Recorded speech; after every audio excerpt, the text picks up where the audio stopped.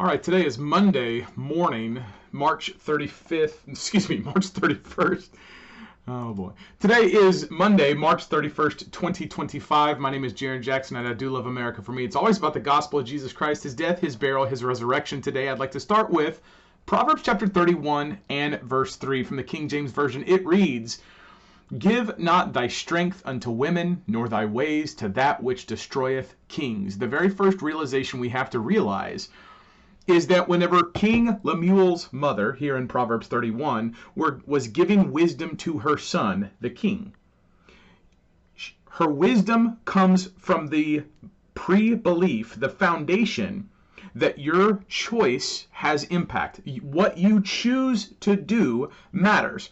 And in this case, the king, King Lemuel, from Proverbs 31, his mother was telling him, "Do not give your strength unto women, nor thy ways to that which destroyeth kings." Now notice the parallel.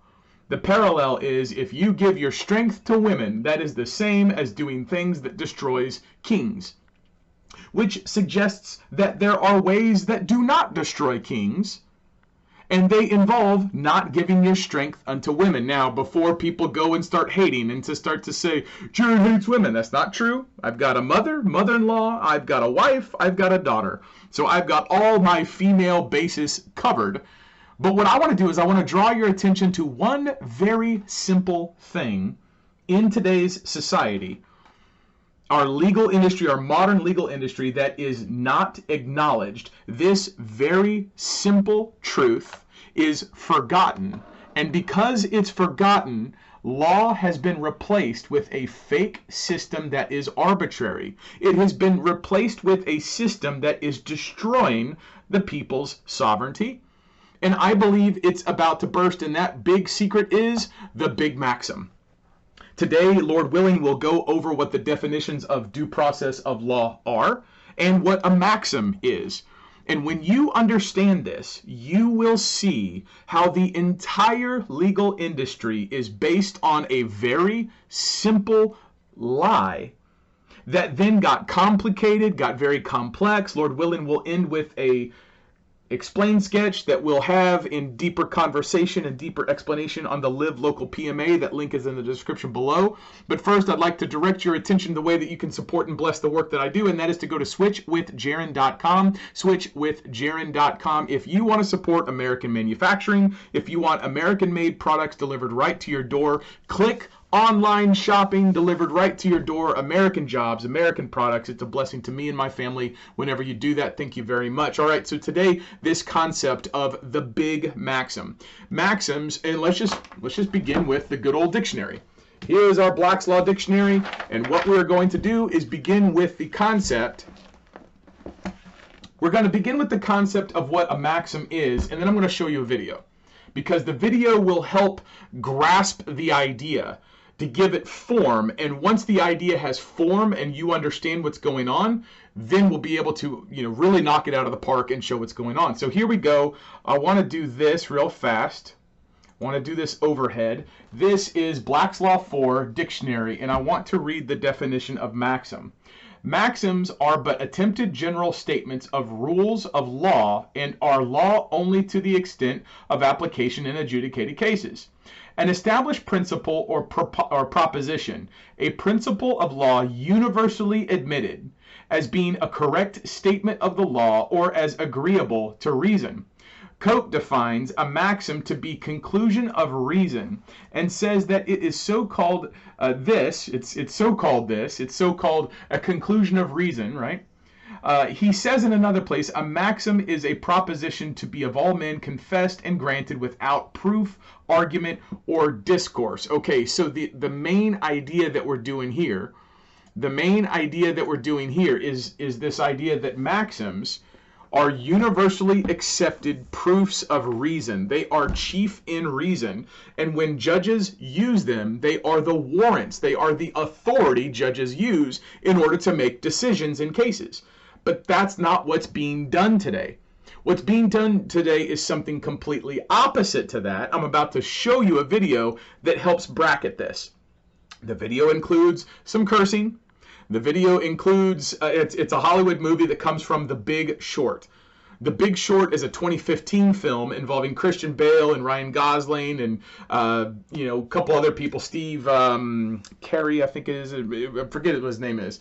But this movie is depicting the insiders behind the large financial collapse of 2008, in where bankers were doing a bunch of bad stuff just so that they could make money. And because they were greedy and prideful, they never actually looked at what they were doing.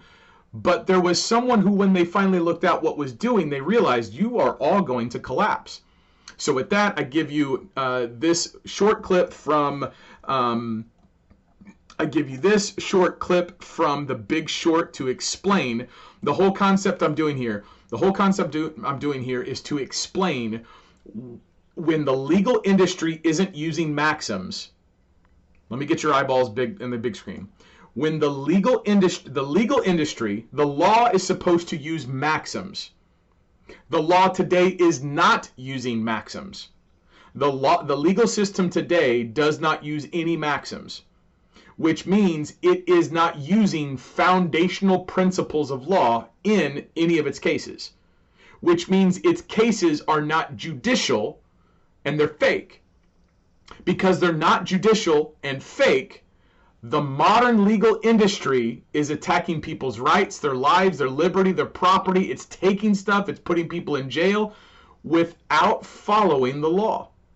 So the law and the government and attorneys are not following the law as they attack people with the law. You can start to see where this is a really big deal. So I want to show this clip. Just understand, anytime that you're thinking about shorting something, or the whole premise here of the big banks doing something with pride and without authority, and they're just greedy and all this stuff, that's the modern legal industry. The big banks in this movie clip are the modern legal industry today. So, with no further ado, here we go. 95, it's 30 days late, it's 60 days late. They paid on time.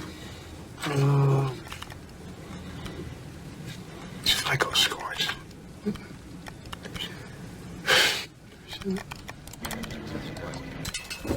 Late.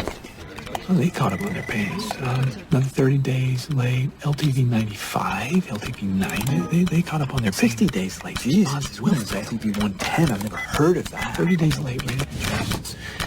7 rated adjustments. LTV 95. Jesus. He hasn't moved all day. He does this every few days. He hasn't spoken to me since he hired me. Maybe LTV high risk interest on the mortgage. He's heard of this LTV. Michael, how are you, guy? Lawrence, I found something really interesting. Great, Michael. Whenever you find something interesting, We all tend to make money. What stock are you valuing? No stocks. I want to short the housing market. really. But the housing market is rock solid. Greenspan just said, bubbles are regional, defaults are rare. Tell them I'll be there. In a minute. Say again? Look, Greenspan's wrong. I don't think you mean to do this, but sometimes you sound very Dismissive and superior. superior. It's a fact. Greenspan's wrong. I don't know how it's going to Look, Michael, Metro Capital, Back to 4 years ago when you were a doctor with a dinky web page and some... inheritance money, we've all done very well. Why don't you just stick with stocks? You know me. I look for value wherever it can be found. And the fact is that these mortgage-backed securities are filled with extremely risky subprime adjustable rate loans, and when the majority of the adjustable rates kick in 07, they will begin to fail. And if they fail above 15%, the whole bond is worthless. Michael, just take a beat. We'll talk about this later. Lawrence, please don't patronize me. It's Mortgage-backed securities, subprime loans, tranches. It's pretty confusing, right? Does it make you feel bored or stupid? Well, it's supposed to. Wall Street loves to use confusing terms to make you think only they can do what they do. Or even better, for you just to leave them the fuck alone. So here's Margot Robbie in a bubble bath to explain. Basically, Louis Rainieri's mortgage bonds were amazingly profitable for the big banks. They made billions and billions on their 2% fee they got for selling each of these bonds. But then they started running out of mortgages to put in them. After all, there are only so many homes and so many people with good enough jobs to buy them, right? So the banks started filling these bonds with riskier and riskier mortgages. Thank you, Benji. That way, they can keep that profit machine churning, right? By the way, these risky mortgages are called subprime. So whenever you hear subprime, think shit. Our friend Michael Burry found out that these mortgage bonds that were supposedly 65% AAA were actually just mostly full of shit. So now he's going to short the bonds, which means to bet against. Got it? Okay. Now fuck off. It's only a matter of time before someone else sees this investment. We have to act now. How do you know the bonds are worthless? Aren't they filled with fucking thousands of Pages of mortgages? I read them. You read them? Yes. No one reads them. Only the lawyers who put them together read them. I don't think that they even know what they've made. The housing market is propped up on these bad loans. It's a time bomb, and I want to short it. Through what instrument, Michael? There are no insurance contracts or options for mortgage bonds. The bonds are too stable. Lawrence, this is what I'm going to do. I am going to get a bank to make me one. And then I'm going to buy it. Yeah, amen. I want to explain, real short, the entire modern legal industry today runs court cases and never uses maxims of law. So just like the big banks who are doing subprime mortgages where people weren't paying their mortgages, which means they were riskier mortgages, they were riskier securities, but what that did was it allowed the bankers to package it and to sell it to each other and to everybody else. Hey, this is a great product, guys. This is a real thing. It's an actual legitimate mortgage. Don't you want to buy it? Don't you want to invest in it? Don't you want to give us money? And people would clap, and they would baby seal clap it up, and they'd say, yeah, of course, let's buy it. And then because they were so greedy and so prideful, they just kept doing it and doing it and doing it to where it got to be such a big, massive bubble. Now, that whole movie is about Dr. Michael Burry recognizing you guys are, the big banks are saying they have good mortgage securities. They say they're giving good investments to people. But whenever you actually read them, they're crap. There's no good investment in these mortgages because these mortgages are not being paid by people because the people were given mortgages without income verification, without identity verification. They were just given mortgages and just given houses. And so very real houses were given to very real people who did not meet basic qualifications to get the house. And the banks were extending the mortgages to these unqualified people so that they could then take the mortgage and sell it to a bigger bank, that the bigger banks would take up all these other mortgages and put them together, and then they would present them to the public to say, hey guys, here's a security, here's an investment, it's mortgages. Do you want to invest in an investment based on people's mortgages?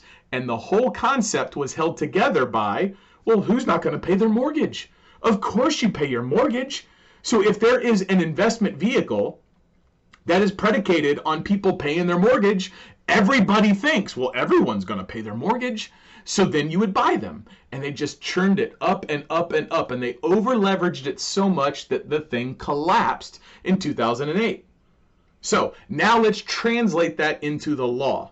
Now remember, our Bible verse talks about Proverbs chapter 31, verse 3. Give not thy strength unto women, nor thy ways to that which destroyeth kings. Which talks about the choice, the discretion, the judgment of doing something. Do not give your strength to women. Now why is that? It's because God didn't give the women your strength. He gave you your strength. If you outsource what God gives you to someone that God did not give what he gave to you to, then you are giving up the thing that makes you strong. When you are in the law and God gives you your rights, when you give yourself over to an attorney who never argues the Constitution, never argues your constitutional rights, you are giving your strength to women. But then the second part of that verse says what? Nor thy ways to that which destroyeth kings, which means there are paths, there are processes, there are roads, there are ways that destroy kings. So if a king in judgment, in authority, in sovereignty, in dominion, chooses to go down a path that leads to his destruction, he needs to realize not to go down that path. Today's modern legal industry does not use maxims. What it does do, it uses a created and alternative process instead of the due process of law. In law, you are given, you are granted, the government owes you a due process. But I don't want to just tell you, I want to show you.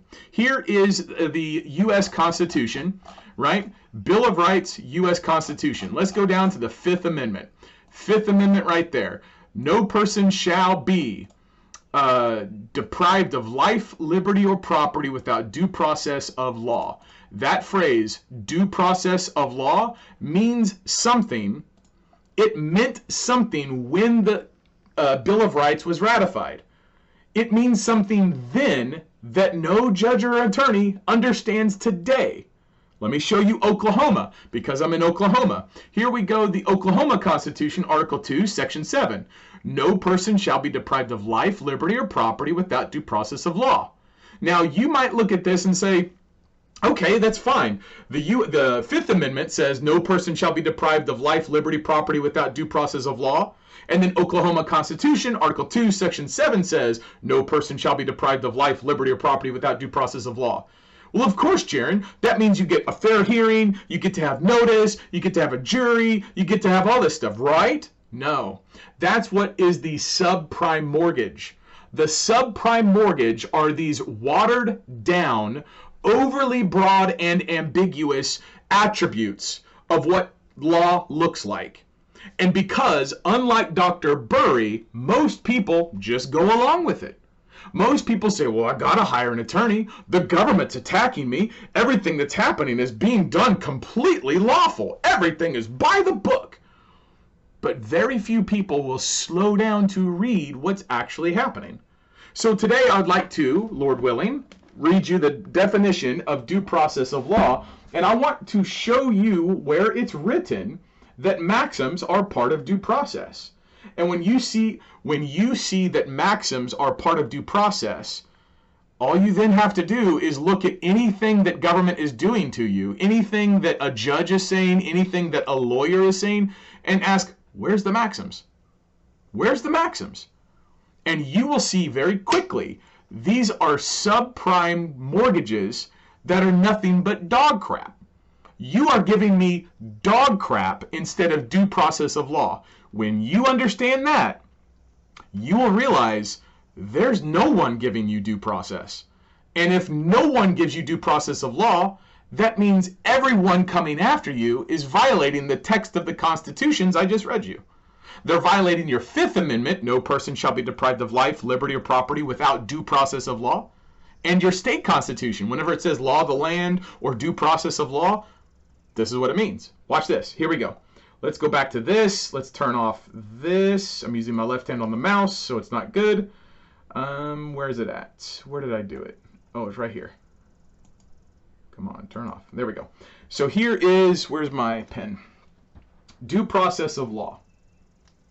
Now, I'm not going to read the whole thing, but you can. Due process of law, number 4. Now, watch this. Law in its regular course of administration through courts of justice, right? And Story, Joseph Story is he's a settled authority in American jurisprudence. You're not going to argue against Joseph Story because he's one of the original foundational members of the Supreme Court of the United States. Due process of law in each particular case So each particular case, they're not the same, you can't group them together, means such an exercise of the powers of the government as the settled maxims of law permit and sanction. This means it is permit. Whenever someone says you need a government permit, well, that's the government giving you an authority. Well, this is the opposite. This is the settled maxims of law permit and sanction. You've heard the news talking about we're going to sanction Russia, we're going to sanction Iran, we're going to sanction China. These sanctions are guardrails. They are governing the conduct of what you're doing. So each particular case, my case is not your case. Your case is not my case. They are governed by the settled maxims of law, permit, and sanction, and under such safeguards for the protection of individual rights as those maxims prescribe for the class of cases to which the one in question belongs. Cooley Constitutional Limitations 441. Right? Now look at this. Whatever difficulty may be experienced in giving to those terms a definition which will embrace every permissible exertion of power.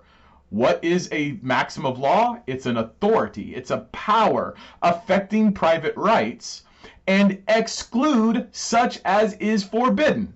So if due process of law is as the settled maxims of law permit and sanction, due process of law is also excluding anything that is not a settled maxim of law.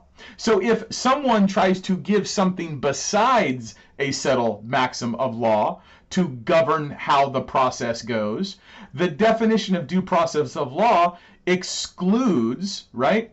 It excludes those powers because they are forbidden. There can be no doubt of their meaning when applied to judicial proceedings.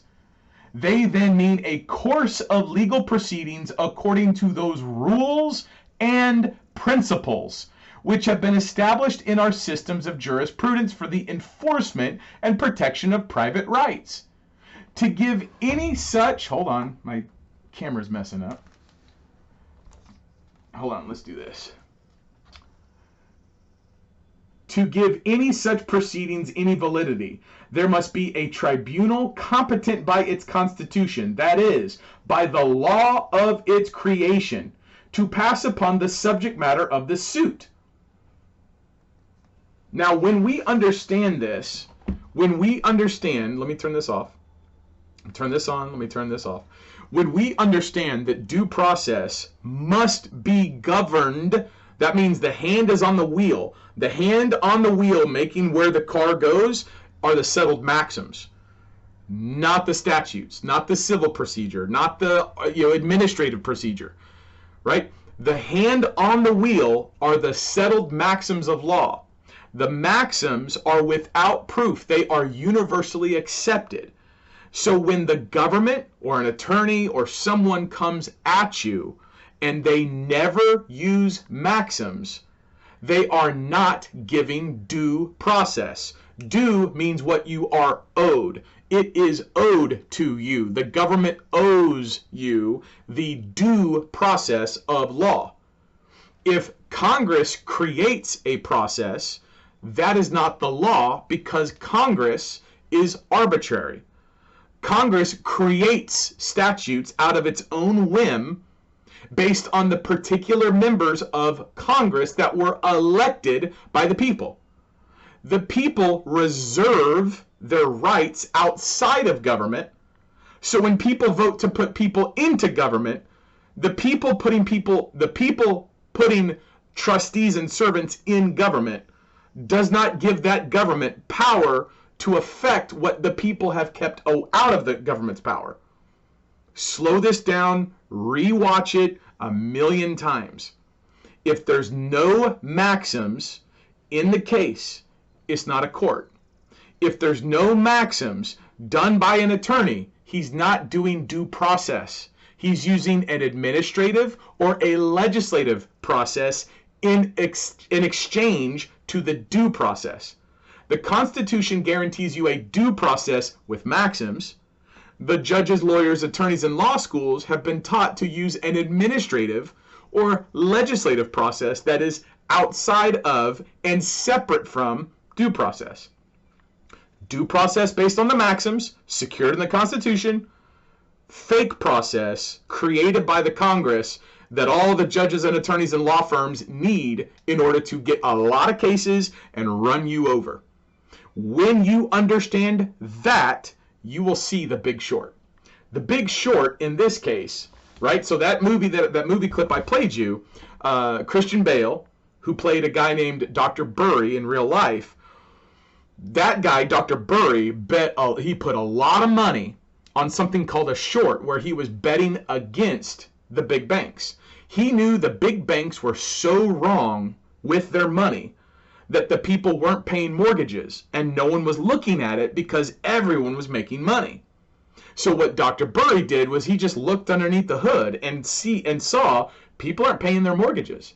And because people weren't paying their mortgages, he knew the truth, which was not what was embraced by literally the entire world. The entire banking industry, the entire investment people, the government, everybody was based on this idea that everything is awesome and everything's going great. But Dr. Burry was the first guy to be like, no, you guys are lying. Like, this is not true. It's the same concept.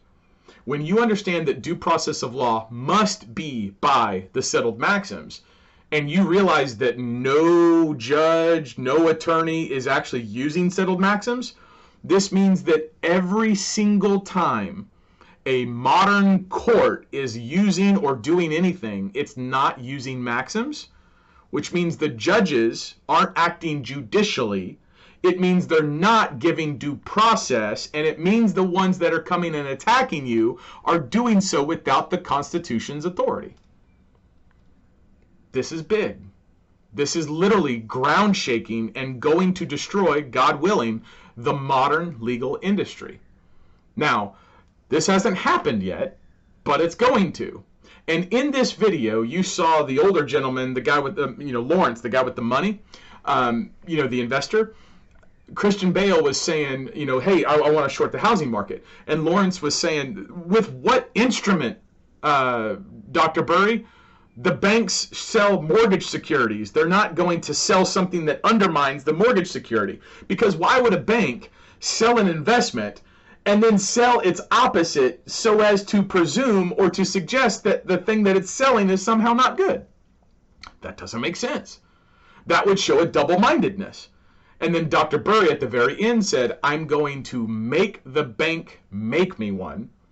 And when the bank makes me one, I'm going to buy it.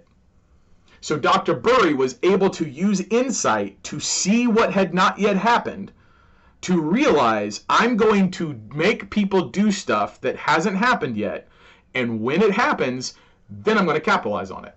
And to this I will say, when you understand that due process is according to maxims, and you know the whole system doesn't use maxims, you making the bank make you one is you bringing cases, letting the system attack you and prove that they don't use maxims, while you're telling everybody they need to use maxims and they're not using maxims. You let the system attack you, and as the system attacks you, it proves it's operating outside of the law without authority and dissolves itself. That's what you do. Now, with this, I'm going to show the explain sketch, but that's going to be on the Live Local PMA side. That link is in the description below. If you want to get that, I'm going to clip this and I'm going to put it there right after this, Lord willing. But first, the most important thing is the gospel of Jesus Christ. If you do not know Jesus, if you are not in Christ, you must obey the gospel. You and I are sinners. Our sin separates us from God. When we realize that what we do makes us God's enemy, we realize we cannot pay that debt. We cannot atone for our hostilities against God. But God, because He's merciful and awesome, gave provision. That provision is Jesus Christ, the man of God, the Son of God. He is the one who was born of a virgin, lived a perfect and sinless life, died on the cross, He was buried in the tomb, and 3 days later He physically rose from the grave. When Jesus physically rose from the grave, He says, all power in heaven and earth are given to me. Right? Jesus said He's in charge. Jesus says, I own the place. Jesus says, I'm the one that's calling the shots. And then he says, go teach the nations, baptizing them in the name of the Father, the Son, and the Holy Spirit, and to teach them to obey all my commands. Right? Jesus wants all nations. Jesus demands all nations. But this is loving in the sense that he's not going to do it with the sword. He's not going to do it with the gun to your head. He's not going to do it with nukes or armies or tanks or planes. He's going to do it with the living stones of each Christian. Christians will become new creations. When you are baptized into Jesus Christ, he makes you a brand new creature. The old is gone, the new has come. You are now part of his church. Now you get to live like him. You get to follow him. You get to let the Bible transform your mind so that you think according to the text of Scripture and not according to the flesh or your whims or what popular culture tells you. Now this requires you to understand and to obey, because there's a lot of people who will hear this but not believe it. There's a lot of people who will believe it but they won't obey it. So when you hear the gospel, you must trust that Jesus Christ's blood washes away those sins. And you must be baptized into his name, repent of sin. You are saying that Christ is your king. Only Jesus is the way into salvation. Obey the gospel, my friends. I appreciate your time. There's links in the description below. If you want to learn the very basics, there's coaching below, how to be a quick law monster. That link is there. If you want to see how the Constitution wins every tax fight, that class is below as well. And if you want to see a common law response to an IRS notice, that class is in there below. But if you want the explain sketch that I'm about to do, I'm going to post that at the Live Local PMA. That link is in the description below. That is a private association of people coming together to exchange the creeds and customs of our forefathers so that we put the Bible into action with respect to regulating and governing our government. If that interests you, please sign up there. You'll get additional messaging after you sign up. I appreciate your time. Lord willing, we'll be back next time. Until then, my name is Jarrin Jackson. I do love America. Don't quit. Let's go to war.